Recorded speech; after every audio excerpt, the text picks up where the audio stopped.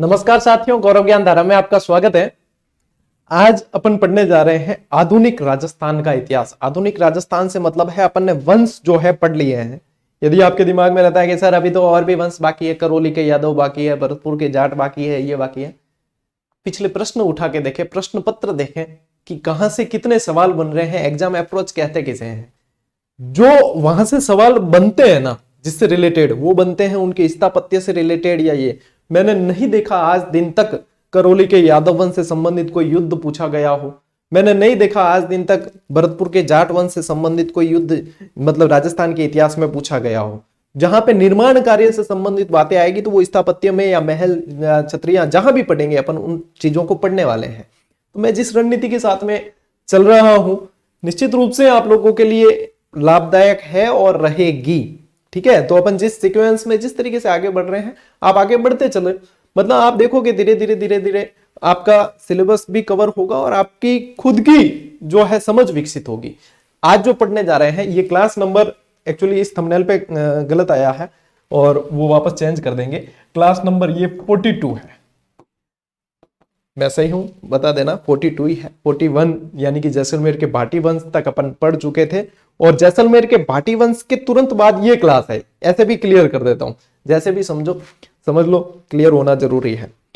तो 1857 की क्रांति अपन आज के इस क्लास के अंदर पढ़ने जा रहे हैं। एक क्लास और आएगी उसके साथ में अपन पूरी कर लेंगे। ठीक है, बढ़िया ध्यान से सुनना मुझे और बढ़िया ध्यान आपका जो है पूरी तरीके से मतलब मोबाइल की स्क्रीन को करो, समझ गए, और आराम से देखो और समझो कि क्या हो रहा है। ठीक है, ताकि चीज मतलब क्लास के अंदर ही आपको याद हो जानी चाहिए, बार बार इधर उधर भटकना नहीं पड़े। ये चीजें जिन्होंने पहले पढ़ रखी है मेरे से 1857 की क्रांति, वो भी एक बार पढ़ लो, आपके रिवाइज हो जाएगा। ठीक है, चलिए अब करते हैं अपन विधिवत तरीके से शुरू। एक को क्रांति करनी है तो थोड़ी यूं बाएं बाएं ऊपर चढ़ा नहीं पड़ती, भाई क्रांति है। 1600 के अंदर, सन 1600 में एक कंपनी का गठन किया गया लंदन में, वहां इंग्लैंड के अंदर, आप कह सकते हो ब्रिटिश राज्यों के अंदर, कि भैया जाओ व्यापार करो। ईस्ट इंडिया कंपनी के नाम से जाना गया और ईस्ट इंडिया कंपनी भारत में आती है, व्यापार करती है। व्यापार से धीरे धीरे वो कब राजनीति की तरफ आ गए पता ही नहीं चला, और जब राजनीति की तरफ आए तब जो है पहला युद्ध ध्यान में आता है, प्लासी का युद्ध। ठीक है, 1757। उसके ठीक 100 साल बाद यानी कि 1857 में मारवाड़ी को तो यूं कह दो कि दाब चुकिया सारा ही, मतलब भारत की जनता त्रस्त थी, शासक त्रस्त थे, अंग्रेजों ने अत्याचार में कोई कमी नहीं रखी। उनकी कुछ नीतियां अच्छी होते हुए भी वो हमारी जो विचारधारा थी, हमारी भारत वालों की और जो विचारधारा थी उसके अनुसार वो विपरीत लगने लगी। लेकिन अच्छी तो बहुत कम थी, ज्यादातर तो अत्याचार थे, गुलामी की जंजीरों में जकड़ा हुआ था और पूरी तरीके से त्रस्त हो चुकी थी जनता। अब उसके पीछे बहुत सारे कारण रहे कि 1857 की क्रांति होने के कारण क्या थे। भाई तात्कालिक कारण में आप सभी विद्वान हो, आप सभी ने पढ़ रखा है कि सर एनफील्ड राइफल का प्रयोग, आज 6वीं के 7वीं के बच्चे को भी उठा के पूछोगे आप कि भैया 1857 की क्रांति का कारण क्या रहा, तो वो भी यही कहेगा कि एनफील्ड राइफल का प्रयोग जो था वो कारण था। लेकिन वो तो तात्कालिक था, यानी कि वो एक विस्फोट होने का वो जरिया बना, लेकिन उसके पीछे बहुत सारे कारण थे। तो सबसे पहले अपन कारण को समझते हैं, कारण समझेंगे तो फिर क्रांति बहुत अच्छी तरीके से समझ में आएगी। ठीक है, चलो शुरू करते हैं। देखो, सबसे पहले अपन बात करते हैं क्रांति के कारण क्या रहे।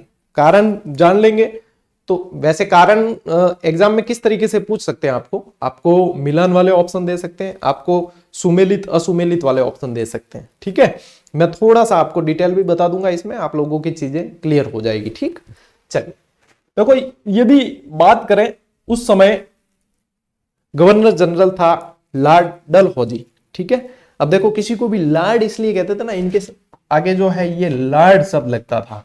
ठीक है, वैसे होता क्या था, लॉर्ड, यानी कि ये कहते थे हमें कहा जाए भगवान, लॉर्ड का मतलब है भगवान। ठीक है, और लॉर्ड लगता था पीछे, और अपम की टाबर मतलब बिगड़े नहीं, अगर कोई टावर बिगड़ रही हो तो भी नहीं कह दिया करे कि तू क्यों लॉर्ड साहब है। ठीक है, कि भाई तेरे को इतनी सुविधा क्यों चाहिए, तू कौन सा लॉर्ड साहब है, मतलब लॉर्ड साहब अपा क्यों लॉर्ड साहब कह दिया करो, ओ लॉर्ड साहब के लाड में बिगड़ी उड़ो, लाड में बिगड़ी उड़ो नहीं, कि तू कौन सा लॉर्ड साहब है, यानी तू कौन सा लॉर्ड है। यानी उस समय अंग्रेज जो अधिकारी हुआ करते थे वो लॉर्ड कहलाते थे, तो लॉर्ड डलहौजी कहा जाता था इन्हें। ठीक है, ये नहीं पूछा जाएगा एग्जाम में। यूं नहीं कि कोई सीरियस ले लेके हाँ गुरुजी ये पूछ लिया तो वो कौन पूछी जाए। तो लॉर्ड डलहौजी की नीति थी व्यक्तिगत नीति, ठीक है, डॉक्ट्रिन ऑफ लैप्स भी कहा जाता था। तो यहाँ पे इसे ये कह सकते हो, गोद निषेध प्रथा कह सकते हो, आप इसको कह सकते हो व्यक्तिगत नीति, व्यक्तिगत नीति। इस नीति के अंतर्गत क्या था, ये हड़प नीति थी एक तरह की, कि भाई साम दाम दंड भेद कैसे भी करके जो है इन राज्यों को हड़पना है। एक ऐसी रूल्स एंड रेगुलेटरी इसने जारी की कि इसके अंदर जो भी आता है उसको हड़पना है। गोद निषेध प्रथा, अब आप लोगों को पता ही, अपने अभी वंशावली पढ़ी पूरी पूरी, जो राजा निसंतान रहते थे या निसंतान उनकी मृत्यु होती थी तो उनके दत्तक पुत्र जो है वो उनके उत्तराधिकारी बनते थे। तो ये वंशावली में राजाओं में ये चीज चली आई, भाई दत्तक पुत्र बनेंगे। तो यहां पे भी ये सिस्टम था। लॉर्ड डलहौजी ने क्या किया कि दत्तक पुत्र वाला नियम कैंसिल, ठीक है, जिसके भी दत्तक पुत्र है वो उत्तराधिकारी के मतलब योग्य है ही नहीं, वो नहीं बनेंगे, वो ब्रिटिश राज्य में मिलाए जाएंगे। जब तक राजा जिंदा है तब तक ठीक है, जब नहीं है तो उसको बाद में जो है वो ब्रिटिश राज्य के अंदर मिला दिया जाएगा। यानी कि जबरन जो है राज्यों को अंदर ब्रिटिश राज्य में मिलाना है।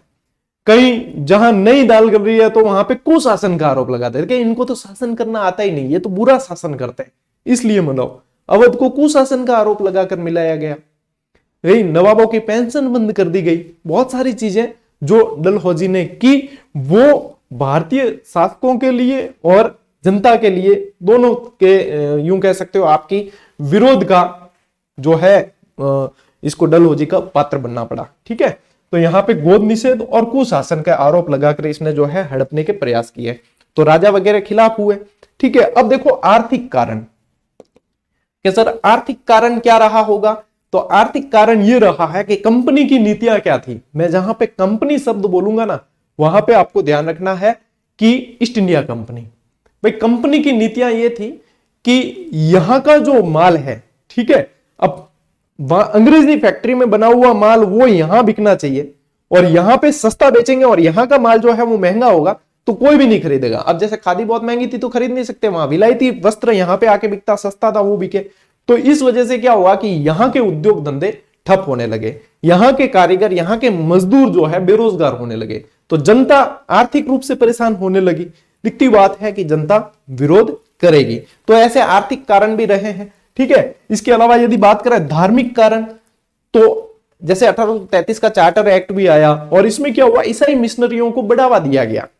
भाई ईसाई मिशनरियों को बढ़ावा देने का मतलब है कि ईसाईकरण करना, ठीक है, कि धर्मांतरण करना, धर्म परिवर्तन करना, कि भाई इनका धर्म परिवर्तन करके जो ईसाई धर्म ग्रहण करेगा उनको जो है इनके जमीन का, भूमि का, इनकी संपत्ति का पैतृक माना जाएगा, मालिकाना हक माना जाएगा, बाकियों की जो है ये हड़प सकते थे। इस तरीके की नीतियां जब आने लगी तो दिखती बात है कि जनता विरोध करेगी।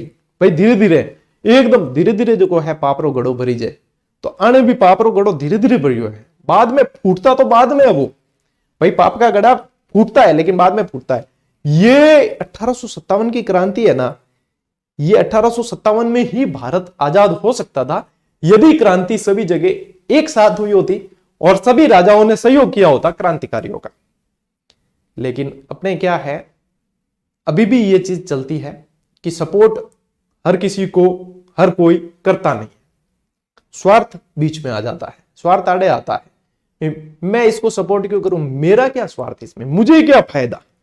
खुद का फायदा यदि देखने से पहले यदि राष्ट्र का फायदा या देश का फायदा देखा होता तो हम 1947 में नहीं, हम 1857 में आजाद होते। लेकिन 1857 जो है एक क्रांति के रूप में पढ़ना पड़ता है हमें, आजादी के वर्ष के रूप में नहीं पढ़ पा रहे हैं। उसके पीछे कारण ही यही है, शिक्षित वर्ग ने सपोर्ट नहीं किया, राजाओं ने सपोर्ट नहीं किया, पूरी जनता ने भी, मतलब जो पढ़े लिखे और अच्छी मतलब समझ वाली जनता थी उन्होंने भी सपोर्ट ज्यादा नहीं किया। तो ये विडंबना थी हमारे देश की, जो 1857 की जगह हम 1947 में आजाद हुए। अब देखो धार्मिक कारण आए समझ में आपको। सैनिक कारण, सैनिक असंतोष। सैनिक असंतोष यह है कि सैलरी भारतीय सैनिक जो थे उनको कम दी जाती थी, अंग्रेजों को ज्यादा दी जाती थी। समुद्र पार जो है भेजने की अनिवार्यता कर दी, जबकि भारतीय धर्मों के अंदर यदि देखा जाए तो कि समुद्र लांघना भी मतलब इसमें थोड़ा सा गलत बताया गया। तो जो धार्मिक भावना रखते थे वो उनको कहीं ना कहीं ठेस पहुंची। तो वो वहां से विरोधी हुए, तो सैनिक असंतोष, सैनिकों में ये असंतोष पनपने लगा। भाई भारतीय कोई उच्च अधिकारी भी है तो उसकी सैलरी अंग्रेज कोई साधारण सैनिक है उससे भी कम है, तो निश्चित रूप से ये चीजें प्रभावित करने लगी। और ये यहां से तो सब पीड़ित थे ही। तभी आता है निकल के तत्कालिक कारण। पहले एक बंदूक चलती थी जिसका नाम था ब्राउन ब्राउस, ठीक है, ब्राउन बेस भी कह देते हैं, ब्राउन ब्राउस भी कहा जाता है, ठीक है, ब्राउन ब्राउस या ब्राउन बेस। ये बढ़िया जैसे नॉर्मल चलती थी वैसी बंदूकें थी। हाँ ठीक है। अब इसकी जगह क्या हुआ, एनफील्ड राइफल्स आई। क्या आई, एनफील्ड राइफल्स। अब एनफील्ड राइफल्स आना ही विस्फोट क्रांति का कर गई। अब इस एनफील्ड राइफल्स में क्या था कि इसका जो कारतूस आता था वो किसी लचीली चीज का बना हुआ था, उसका जो कागज था वो लचीला कागज था। अब मतलब वो भाई युद्ध करने कोई सैनिक जा रहा है तो वो कोई कैंची ऐची लेकर थोड़ी जाएगा कि भैया वहां जब जाऊंगा मैं कैंची से काटूंगा, फिर उसमें बारूद भरूंगा, फिर उसकी जो नली आती है उससे उसको कूटूंगा, उसके बाद में फिर बंदूक को बंद करूंगा, उसके बाद में गोली ठोकूंगा, जितने में गोली आके मेरे माथे में नहीं लगेगी। तो कारतूस से मतलब बारूद निकाल के फास्ट भरना पड़ता है। भैया ये बंदूक की नली है, कारतूस को तोड़ा, बारूद भरा, फटाफट फटाक से कूटा, बंद किया, गोली ठोकी, काम तमाम, ठीक है, इतना ही समय। और ये भी मैंने ज्यादा बताया, वहां तो मतलब युद्ध होता है तब तो फास्ट चलते हैं हाथ और भी, ठीक है, क्योंकि जान की बाजी लगानी पड़ती है। अब मैं तो खाली समझा रहा हूं, मेरे को यहां जान की बाजी थोड़ी लगानी है, लेकिन सैनिकों की तो सैनिक जाने। तो ये समस्या थी इसमें कि जब उसे तोड़ते थे ना उस कारतूस को, तो उसमें से लचीला पदार्थ निकलता था एक। वो लचीला पदार्थ जब निकलता था तो एक जगह मतलब थोड़ी सी चिंगारी कहीं से उठी कि ये जो लचीला पदार्थ है ये गाय और सूअर की चर्बी से बना हुआ है। अब हिंदू और मुस्लिम दोनों ही इस चीज के खिलाफ होंगे। क्यों होंगे, क्योंकि हिंदुओं के अंदर तो देखो गाय का मांस या गाय की चर्बी निषेध, और मुस्लिमों के अंदर सूअर का निषेध। तो इसलिए दोनों ही पक्ष जो है कि मैं तो कौन हाथ देवा। अब ऐसे में एक घटना होती है, तात्कालिक घटना उसे कहते हैं। 29 मार्च 1857 की बात है। बैरकपुर छावनी के मंगल पांडे, पांडे जी यानी क्या, तो ब्राह्मण देवता, ठीक है, ब्राह्मण देवता जो शामिल थे सैनिक टुकड़ी के अंदर शामिल थे। और वहां पे जो है भाई उस समय ये चीजें चलती थी भाई, ऊंच नीच वगैरह ये चीजें चलती थी। तो वो कहीं पे भाई बताते हैं इतिहासकार के, कहीं पे जैसे कि कहीं स्नान करने गए किसी घाट पर, तो वहां पे जो है किसी निम्न वर्ग के व्यक्ति ने, मैं यहां पे एक चीज क्लियर कर देना चाहूंगा कि मैं इस चीज को नहीं मानता हूं, लेकिन ये उस समय की घटनाक्रम जो हुई उसको मैं आपको बताना चाहता हूं कि कैसे घटनाक्रम कैसे चला। तो उस व्यक्ति ने जो है मंगल पांडे पर ताना कसा कि क्या हुआ पंडित जी, आप तो बड़ी धर्म की, ईश्वर की और ऐसी ऐसी बातें करते हो, और अब गाय की चर्बी से बने हुए कारतूस मुंह से तोड़ते हो, तब आपका धर्म भ्रष्ट नहीं हुआ? तब आपका धर्म कहा गया। मंगल पांडे के चोट पहुंची सीधी गहरी दिल में। अरे बेटे के अंदर गाय की चर्बी है। जाते ही सीधा मंगल पांडे बिखर गया वहां पे और विरोध कर दिया और दो अंग्रेज अधिकारियों को टिका दिया जिनका नाम था बाघ और ह्यूसन, मार दिया। और मतलब ये क्रांति की प्रथम घटना थी, क्रांति का शुरुआत नहीं था, ठीक है, ये क्रांति की प्रथम घटना थी, घटना मात्र थी, यहां से शुरुआत नहीं हुआ। शुरुआत होती है बाद में 10 मई 1857, वो होती है मेरठ की छावनी से, ठीक है। तो एक बार जो है यहाँ पे स्क्रीनशॉट जैसा ऐसा कुछ है नहीं, अपन चलते हैं मेन स्लाइड की तरफ। ये थी इसकी कैसे क्रांति होगी। अब आपको जो राजस्थान से संबंधित फैक्ट ध्यान में रखने हैं उन पे बात करते हुए अपन आगे बढ़ेंगे और मैं व्यवस्थित तरीके से आप लोगों को बता दूंगा, ठीक है। आप सभी की आज्ञा हो तो मैं थोड़ा सा गला तर करना चाहूंगा, क्योंकि डॉक्टर की स्पष्ट हिदायत है कि आपके बोलने में ज्यादा आता है, आपको हर 10-15 मिनट में पानी पीना जरूरी है, नहीं तो गले में इन्फेक्शन वापस हो सकता है।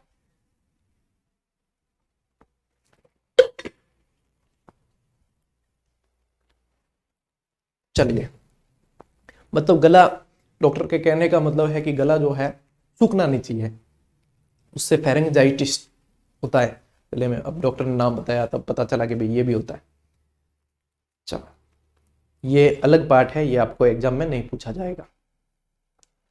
अब आते हैं अपन क्रांति के समय स्थिति क्या थी। यदि आपके प्रश्न जो बनता है ना वो कहां से बनेगा, वो जहां से बनेगा वो चीजें अपन करते हैं। ठीक है, मैं आप लोगों के साथ साथ ही मतलब आप लोगों को भी जो पढ़ने का याद करने का तरीका होता है ना वो यही है कि यदि मान लीजिए सामने उत्तर लिखे हुए हैं तो उनको छुपा दीजिए। एक बार तो पढ़ना है भाई, एक पहली बार में छुपा दोगे तो पता ही नहीं है कि अपनी रानी है कौन सी, तो पहचानोगे कैसे? पहले तो पता होना चाहिए कि अपनी रानी ये है, उसके बाद में फिर बाद में जो है गेम खेल सकते हैं कि हाँ अपनी रानी कौन सी है। बी में बी से ही पहचाननी पड़े, नहीं तो जूत उड़ सके। तो यहाँ पे क्या है, यहाँ अपने को अपनी रानी नहीं, ब्रिटेन की महारानी, ठीक है, सबुबेला ब्रिटेन महारानी के उस समय की स्थिति की ब्रिटेन की महारानी विक्टोरिया। बहुत अच्छी तरीके से नाम याद हो जाएगा, बिल्कुल आसान है कि हाँ विक्टोरिया थी। ओके, हो गया याद। ब्रिटेन के प्रधानमंत्री, देखो पीएम यहां लिखा हुआ है, इसी के अंदर से आपको नाम निकालना है। पामिस्टन नाम था इनका, पामिस्टन। ठीक है, तो पीएम डायरेक्ट ही ऐसे मान के चलो कि शॉर्ट ट्रिक तो साथ में ही दे रखी थी कि सर ने कौन सा तीर मारा है, इसमें तो ऑलरेडी लिख रखा था सर कौन से 30 मार का है, कौन है। ठीक है, ये साथ भी था, इसमें था, मैंने बता दिया आपको। ठीक, तो पीएम ये थे। भारत का गवर्नर जनरल लॉर्ड कैनिंग था।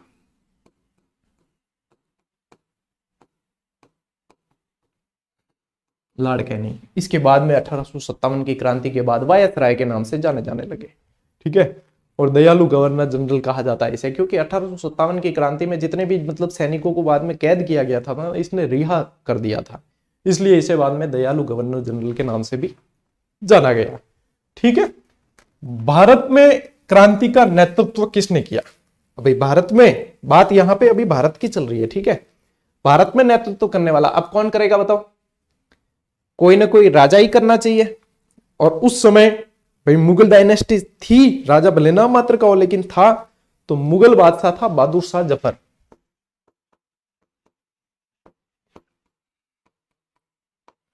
अब चाहे मजबूरी में करो चाहे इच्छा से करो, करना तो पड़ेगा, क्योंकि क्रांतिकारी पहुंच गए थे, सीधे धमक गए थे इनके यहां दिल्ली कि आपको करना ही करना है नेतृत्व। ठीक है, इंडिया वाली जब मैं 1857 की क्रांति पढ़ाता हूं तब मैं इनकी स्टोरी पूरी ही बताता हूं। कितना बदनसीब है तू ए जफर, 2 गज जमी भी नसीब न हुई तुझे कुएं यार में। कुएं यार यानी खुद के घर में। इन्हें बाद में रंगून भेज दिया गया था। ठीक है, तो ये जफर नाम से कविताएं लिखते थे। राष्ट्रीय सेनापति तो इनका ही सेनापति था बख्त खां। बख्त खां, तो ये राष्ट्रीय सेनापति तो यदि ध्यान में रखना है तो क्रांति की योजना जो बनाई वो राणोजी बापू या रंगोजी बापू भी कह सकते हो। ठीक है, राणोजी बापू और अजीमुल्ला, इन्होंने बनाई। ठीक है, क्रांति की सुनियोजित तिथि कि भैया क्रांति होनी कब थी, तो क्रांति की सुनियोजित तिथि जो तय की गई थी वो 31 मई की गई थी 1857।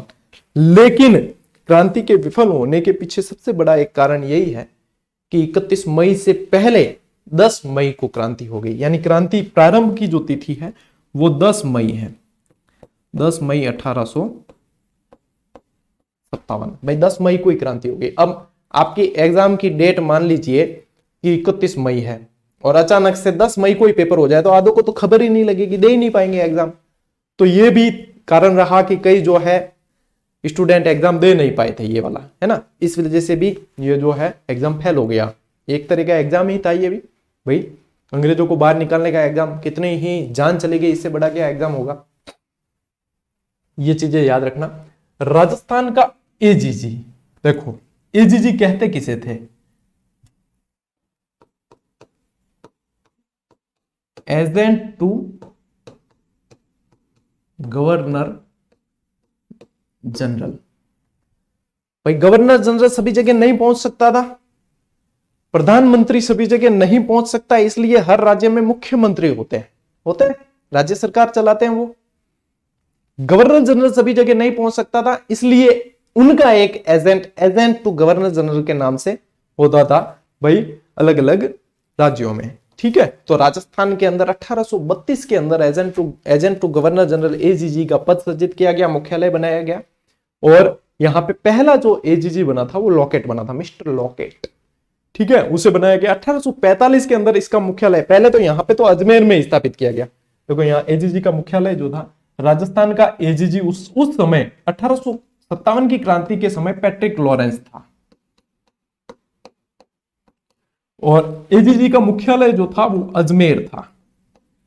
लेकिन 1845 के अंदर इसका मुख्यालय, यानी कि ये समझ कह सकते हो आप ग्रीष्मकालीन, या अंग्रेजों को जो है गर्मियां कम सहन होती थी, तो ग्रीष्मकालीन मुख्यालय इनका कहाँ बनाया गया? माउंट आबू के अंदर। कहाँ बनाया गया? माउंट आबू। तो ये भी ध्यान रखना है, गर्मियों में वहां चले जाते हैं। माउंट आबू देखो यहाँ से लगभग आप देखोगे तो लगभग 10 डिग्री टेम्परेचर का फर्क पड़ जाता है, तो ये वहां चले जाते थे। ठीक है, अब देखो राजस्थान की क्रांति की शुरुआत, कि राजस्थान में क्रांति की शुरुआत कहां से हुई? तो राजस्थान में क्रांति की शुरुआत होती है नसीराबाद छावनी से, नसीराबाद से। और डेट पूछे तो 28 मई 1857 को शुरुआत हो जाती है। अब देखो राजस्थान में क्रांति के प्रमुख केंद्र, यहां पे वैसे राजस्थान के अंदर जो सैनिक छावनियां थी उनकी संख्या थी 6। मैं पहले इसका बता देता हूं, राजस्थान में क्रांति के समय सैनिक छावनियां जो थी वो 6 थी। कौन कौन सी थी वो भी बताऊंगा अभी। लेकिन राजस्थान में क्रांति का प्रमुख जो केंद्र था वो आपके एक तो कोटा था और एक आउवा था, जो दोनों ही छावनियां नहीं थे। दोनों में से कोई भी छावनी नहीं था, सैनिक छावनी नहीं था, फिर भी राजस्थान में 1857 की क्रांति के केंद्र थे। अब क्यों नहीं थे, कैसे थे, ये आगे जैसे जैसे क्लास बढ़ेगी, वैसे जैसे जैसे अपन इस टॉपिक में आगे बढ़ेंगे वैसे वैसे आपको पता चलता जाएगा। ठीक है, फिलहाल आप लोगों का काम है यहाँ पे एक स्क्रीनशॉट लेना। वैसे जो पेंडिंग पीडीएफ थी वो सुबह डलवाई है मैंने, लेकिन फिर भी पीडीएफ चैप्टर कंप्लीट होने पर, यानी चैप्टर की 2 क्लास है या 3 क्लास है, जैसे ही चैप्टर कंप्लीट होगा तब मिलेगी। यदि पहले किसी को चाहिए तो आप क्लास को पॉज करके नोट्स बनाओ, मैं हटता हूं हर स्लाइड के बाद में, पॉज करके बना दो चाहे स्क्रीनशॉट लेके बनाओ। ठीक है, पीडीएफ जो है चैप्टर कंप्लीट होने के बाद मिलेगी।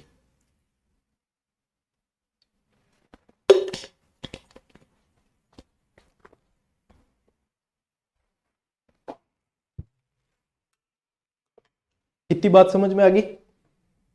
अब चला आगे। अब देखो भाई क्रांति हो रही है, या क्रांति की भाई रणनीति बनाई है, योजना बनाई है, सुनियोजित। अभी अपन ने पढ़ा कि इसकी भाई योजना कैसे बनी, क्या राणोजी बापू और इन्होंने बनाई, अजीमुल्ला ने। तो सूचना कैसे पहुंचाएंगे? ऐसा तो है नहीं कि उस समय व्हाट्सएप चलता था कि व्हाट्सएप ग्रुप बना दिया या टेलीग्राम चैनल बना दिया और उसमें सूचना डाल दी, या यूट्यूब पे वीडियो बना के सूचना दे दी, ऐसा तो था नहीं। सूचना तो किसी न किसी व्यक्ति के माध्यम से पहुंचानी पड़ेगी। तो इन्होंने सूचना पहुंचाने का एक माध्यम बनाया। भाई सूचना पहुंचाने के जो प्रतीक चिन्ह या क्रांति के प्रतीक चिन्ह कह सकते हो आप, रोटी और कमल। ठीक है, यहाँ पे ये लिखा हुआ भी है, यानी कि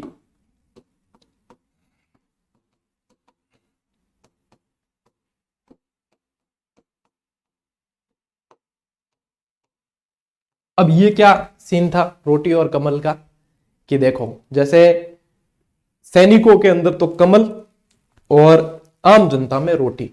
कोई भी जहां से शुरुआत की वो एक रोटियां बना के कुछ और दूसरे गांव चला जाता, दूसरे गांव में कुछ भी नहीं कहता कि ये रोटियां जो है तुम्हें भी और बना के आगे से आगे पहुंचानी है, जब जो सूचना होगी वो मिल जाएगी। इस तरीके से ये एक तरह का संकेत था कि कुछ ना कुछ बड़ा होने वाला है, और अंग्रेजों को कानो कान भनक नहीं लगनी चाहिए, ये चीज भी साथ में तय की गई। तो इस तरीके से सूचना थोड़ी सी प्रसारित की गई। यहाँ पे ये जो आप लाइनिंग वाले क्षेत्र देख रहे हो ये अंग्रेज राज्य है, और बाकी के भारत के शासकों के अधीन थे। ठीक है, यहाँ पे अपन बात करते हैं राजस्थान के जो सैनिक छावनियां थी उसकी बात कर लेते हैं। देखो यहां सेंटर में तो था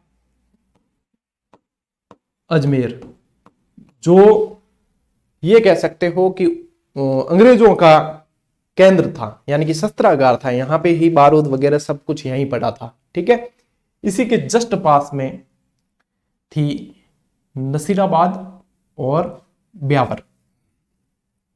ठीक है,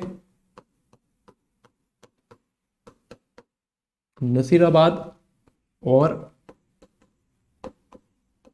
ब्यावर छावनी। यदि यहां पे देखें अपन तो यहां पे खेरवाड़ा छावनी। एकमात्र जो राजस्थान से बाहर छावनी थी वो थी नीमच छावनी। ठीक है, और भैया आ गया, और एक थी यहां पे देवली टोंक, ठीक है। तो और यहां पे देखोगे आप तो एरनपुरा, जो जवे बांध के निकट पड़ती है, ठीक है। इस तरीके से ये यहाँ पे मुख्य मुख्य जो आपको स्थान थोड़े से ध्यान में रखने हैं। अभी इसको अपन ट्रिक से भी पढ़ते हैं कि कैसे याद रखने, क्योंकि पशु परिचर के हिसाब से मुझे जहां तक लगता है आप लोगों को छावनी में से सवाल पूछा जाएगा कि निम्न में से कौन सी छावनी थी या कौन सी नहीं थी, ठीक है। तो ब्यावर और खैरवाड़ा ऐसी छावनियां थी जिन्होंने क्रांति में हिस्सा लिया ही नहीं, और बाकी मैं बताता हूं आपको आगे। चलो, इसकी एक छोटी सी ट्रिक है। ए नन्नी ब्याह देखण चली, मारवाड़ी की माइन बनाई हुई है, ठीक है। ए नन्नी, नन्नी कोई टाबर है, ए नन्नी ब्याह देखण चाल, के ब्याह देखण चली, के ब्याह देखण जावे, की भी कर दो भली थे, और क्या भी करो नहीं थान याद हो जाई छावनियां सारी की सारी, ठीक। बहुत ही बढ़िया तरीको है और सदाबहार तरीको है। ए का मतलब है एरनपुरा, एरनपुरा छावनी, ठीक है। न का मतलब है नसीराबाद, नसीराबाद छावनी। इसका मतलब है नीमच, ठीक है। इसका मतलब है ब्यावर, ब्यावर छावनी। ये है देवली और ये है खैरवाड़ा, और लोकेशन भी मैंने आपको नक्शे में बता दी है, ठीक है। अब चूंकि ब्यावर जो है अलग जिला बन गया है, तो अब ब्यावर की नए जिलों के अनुसार इसमें कोई ज्यादा फर्क थोड़ी पड़ता है। ब्यावर को पहले अजमेर पढ़ते थे अपन, और अब ब्यावर को ब्यावर में ही पढ़ना है, ठीक है। वहां कोई ज्यादा फर्क नहीं है। अब देखो, जहां पे जैसे नसीराबाद छावनी के अंदर जो सैनिक थे वो थे बंगाल नेटिव इन्फेंट्री के, ठीक है। 15वीं और 30वीं बंगाल नेटिव इन्फेंट्री ऐसे नाम था। नीमच के अंदर थे फर्स्ट बंगाल केवलरीज के, एरनपुरा के अंदर थे जोधपुर लीजियन के सैनिक थे, ब्यावर के अंदर मेरवाड़ा बटालियन, देवली के अंदर जो थे कोटा कंटिंजेंट, और खैरवाड़ा के अंदर मेवाड़ बिलकोर, एमबीसी कहा जाता था जिसे, ठीक है ना। तो ये मतलब सैनिक टुकड़ियां यहां पे मौजूद थी। अब सीन क्या था कि 6 छावनियां थी और लगभग 5 से 6 हजार सैनिक थे, और उसमें से एक भी अंग्रेज सैनिक नहीं था उस समय, एक भी अंग्रेज सैनिक नहीं था, सारे के सारे हिंदू सैनिक थे। हाँ, अंग्रेज अधिकारी जरूर थे, लगभग 30 के करीब अंग्रेज अधिकारी थे। और जैसे ही वहां मेरठ के अंदर क्रांति होती है, उसकी सूचना पहुंचती है यहाँ पे 19 तारीख तक पहुंचती है, और यहां से पैट्रिक लॉरेंस साहब गए हुए थे माउंट आबू। मैंने कहा ना, गर्मियों के अंदर माउंट आबू चले जाते थे, तो ये गए हुए थे भाई साहब जी माउंट आबू, वहां पे रेस्ट फरमा रहे थे। जैसे ही सूचना मिली, इनकी हालत खराब कि मैं तो माउंट आबू हूं, अंग्रेज में अपने अजमेर में जो यानी कि ब्यावर अजमेर के अंदर जो इनका शस्त्रागार था, वहां पे जो 15वीं और 30वीं बंगाल नेटिव इन्फेंट्री थी वो इससे जस्ट पहले मेरठ में थी। तो क्या भाई मेरठ में हुआ है विद्रोह, वहां पे क्रांति हुई है, तो कहीं ना कहीं ये भी वो भावना लेकर नहीं आए हो। तो आनंद फानन में जो है डीसा से यूरोपियन सैनिक टुकड़ी को यहाँ पे आने का संदेश भिजवाया जाता है, और चुपके चुपके यही सूचना बाद में मिल जाती है यहाँ जो नसीराबाद के अंदर जो होते हैं ना सैनिक, उन्हें मिल जाती है। तो ये अजमेर में जो होते हैं उनको मिल जाती है। अभी मैं बताता हूँ आगे। उससे पहले कुछ फैक्ट और है कि प्रमुख शासक कौन थे, यहाँ पे ये पूछ लिया जाता है कई बार। देखो, एक तो हुआ AGG, agent to governor general, ठीक है। एजेंट टू गवर्नर जनरल तो हो गया यानी राजस्थान का पूरा मुख्य, और उसके अधीन होते थे पीए यानी पॉलिटिकल एजेंट। इनको क्या कहा जाता है? पॉलिटिकल एजेंट या पीए कह सकते हो। ये हो गए एजीजी के अधीन, ठीक है। ये सभी जगह रहते थे, हर सैनिक छावनी के अंदर, यानी कि हर ये कह सकते हो रियासत के अंदर अलग अलग थे। तो पीए यानी पॉलिटिकल एजेंट और प्रमुख शासक, जैसे कि मेवाड़ के अंदर मेजर सावर्स थे और यहाँ पे शासक थे महाराणा स्वरूप सिंह। मारवाड़ के अंदर मैकमोसन और यहाँ शासक था महाराजा तखत सिंह। जयपुर के अंदर कर्नल ईडन और यहाँ सवाई राम सिंह द्वितीय। कोटा के अंदर मिस्टर बर्टन और यहाँ पे राम सिंह द्वितीय, दोनों राम सिंह अलग अलग है, ठीक है।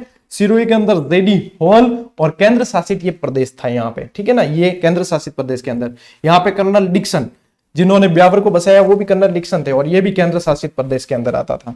भरतपुर के अंदर मॉरिसन थे, और यहाँ मॉरिसन कर देना इसे, ठीक है। और महाराजा ब्रजेंद्र सिंह, और प्रतापगढ़ के अंदर कर्नल रॉक थे। इस तरीके से कुछ कुछ जो है मुख्य आपको याद करने ही पड़ेंगे कि ये याद कर लिए। अब अपन चलते हैं अलग अलग जो क्रांतियां हुई व्यवस्थित तरीके से वहां पे आगे बढ़ते हैं। ठीक है, अब देखो क्या हुआ। सबसे पहले नसीराबाद का विद्रोह कैसे होता है वो देखो। नसीराबाद के विद्रोह का, अच्छा मैंने जहां पे अभी पीछे ब्यावर बोला हो ना गलती से, वहां नसीराबाद ध्यान रखना। ब्यावर तो मतलब कहीं मुझे लगता है मैंने कहीं पे ब्यावर शब्द काम में लिया था, जहां पे कि भाई वहां ब्यावर भेज दिया गया या कुछ ऐसा, वहां नसीराबाद ध्यान रखना। ब्यावर और खैरवाड़ा तो हिस्सा लेती नहीं है, ये सैनिक छावनियां तो हिस्सा क्रांति में लेती नहीं है। ठीक है, बाई मिस्टेक कहीं बोला हो ध्यान रखना। अब नसीराबाद का विद्रोह 28 मई 1857 को हुआ। नसीराबाद पड़ता था अजमेर के पास और अजमेर में था शस्त्रागार। ठीक है, यहां पे जो 15वीं और 30वीं बंगाल नेटिव इन्फेंट्री थी ये पहले अजमेर में थी। अब जैसे ही उनको भनक लगी तो यूरोपियन सैनिक टुकड़ी तो मंगाई यहां से, लेकिन इनको भेज दिया नसीराबाद। और यहाँ नसीराबाद आनंद फानन में इनको भेजा गया, न तो इनको कोई शस्त्र वस्त्र दिए गए, तो इनके दिमाग में सीधा आ गया बात कि भाई इनको अंग्रेजों को हम पे विश्वास रहा ही नहीं जब, तो फिर हम इनकी नौकरी करें क्यों या हम इनकी रक्षा करें क्यों, ये चीज आ गई दिमाग में। ये चीजें दिमाग में आने के बाद में सैनिक है भाई, सैनिक की नहीं बस में कौन रहा है। तो यहाँ पे जो है राजस्थान में विद्रोह की शुरुआत यहीं से होती है। सैनिक छावनियां, सैनिक टुकड़ियां पूछे आपको तो 15वीं और 30वीं Bengal native infantry, first Mumbai lancers. ठीक है, और मौजूद अंग्रेज अधिकारी जो थे major Pritchard, Spottiswood, Newbury, colonel Hardy, इनको जो है ये सैनिक किसके मैसेज आ रहे हैं यार बीच में,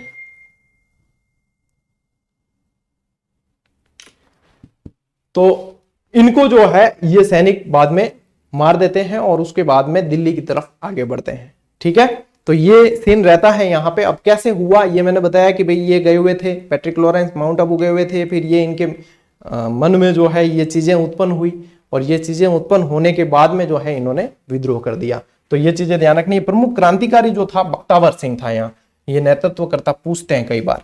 ठीक है, तो नसीराबाद छावनी से संबंधित ये आपको ध्यान में रखना ही है। नसीराबाद की डेट जरूर ध्यान में रखना 28 मई। ठीक है, और नीमच में जो विद्रोह होता है वो 3 जून 1857। नीमच एकमात्र ऐसी छावनी थी उस समय जो राजस्थान से बाहर थी, लेकिन अपन राजस्थान के अंदर क्यों पढ़ रहे हैं, क्योंकि इसका जो अधिकार क्षेत्र दे रखा था वो मेजर सॉवर्स को दे रखा था, अपने उदयपुर वाले पॉलिटिकल एजेंट। ठीक है, इसलिए यहां पे पढ़ते हैं अपन। तो पॉलिटिकल एजेंट इसका कौन था, सॉवर्स था। अंग्रेज अधिकारी यहाँ पे कर्नल एबोट था।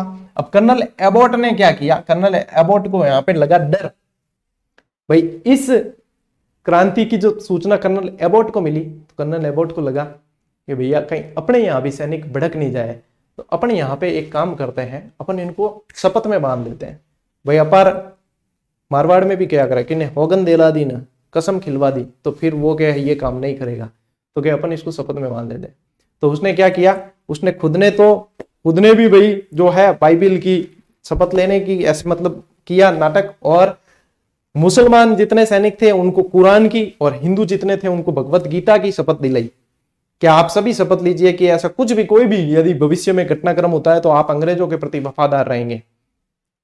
वहां पे एक सैनिक ने जो है विरोध किया जिसका नाम था मोहम्मद अली बेग। मोहम्मद अली बेग जो था ये अवध का था। मोहम्मद अली बेग ने कहा कि भैया क्यों करें हम आपका सपोर्ट और क्यों लें शपथ, क्या आपने हमारे प्रति सही नीति रखी, आपने अवध को कुशासन का आरोप लगाकर हड़पा है, क्या वो नीतियां आपकी सही थी जो हम आपके प्रति वफादार रहे, क्यों रहे, हम नहीं रहते, हम तो जाओ।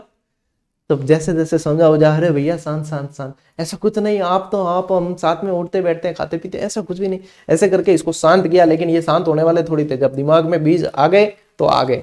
तो फिर बाद में जो है मोहम्मद अली बेग और हीरालाल, इन दोनों के नेतृत्व में यहाँ के सैनिकों ने भी क्रांति कर दी। ठीक है, नीमच से भागे हुए फिर यहाँ जो अंग्रेज अधिकारी जो भी थे, इन्होंने कई सैनिकों को मारा, और अंग्रेज अधिकारी जो थे वो यहां से भागे, लगभग 40 के करीब अंग्रेज अधिकारी, उनके बीवी बच्चे वगैरह सब, ये यहां से भागकर चित्तौड़ के पास में डुंगला गांव है, वहां रुगाराम जाट के यहां पे रुकते हैं। ठीक है, डुंगला के रुगाराम जाट के यहां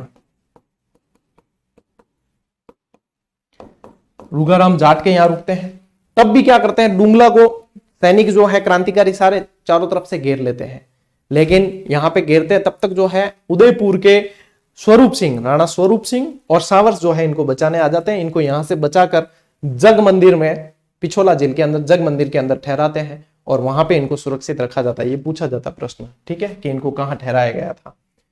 और फिर यहाँ के जो क्रांतिकारी सैनिक थे ये यहाँ से जाते हुए, ये यहाँ से जाते हुए ऐसे जाते जहाजपुर और फिर शाहपुरा, शाहपुरा के राजा ने इनको बहुत मदद की। और जब मेवाड़ की सेना जाती है कि भैया हम क्रांतिकारियों का विरोध करने ही आए थे, तो शाहपुरा के जो राजा थे उन्होंने मेवाड़ी सेना के लिए वहां पे द्वार नहीं खोले थे, यानी क्रांतिकारियों को सपोर्ट किया था और इनको रसद सामग्री भी उपलब्ध करवाई थी क्रांतिकारियों को।